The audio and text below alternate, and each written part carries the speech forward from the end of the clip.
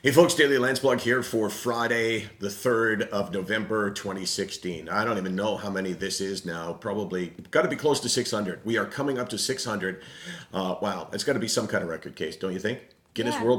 Guinness Book of World Records for video blogs done on a daily basis on the subject of mental health by a washed up television person.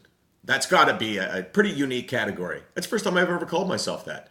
That's my way of generating people like you to go, no, you're not washed up. Come on. Come on. Clearly, you're not washed up. So, one of the things that I'm trying to do on a daily basis is give you an idea of how I'm doing. Not because I think my mental health is more important than your mental health, but because I think it really helps to know how this guy is doing and acknowledge the fact that I don't do well every day. And last week was kind of a disastrous week for me.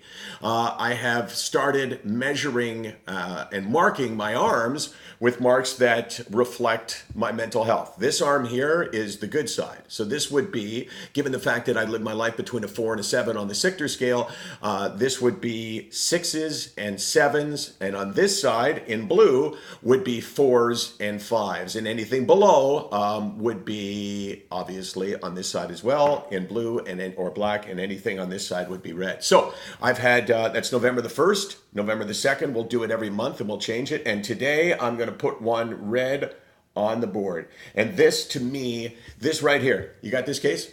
You got this? This right now is hope. This is hope for you. Because last week at this time, I had 3 dark marks on this arm. And I was in the hole. And I kept talking about how I have learned to appreciate the fact that it will change.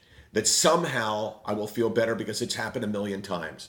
And I have learned that. I have taught myself. That's one of the few things that I've actually learned about how to take care of my own mental health. And it is by not taking a bad day and making it worse and not expecting the worst. So here I am with 3 good days in a row. Can I ask you a question? Yeah, questions. State your name. I'll take it. Casey Landsberg from Yeah. SickNotWeak. Yeah, go ahead. What happens when you wake up in the morning and you're struggling, and then later in the day?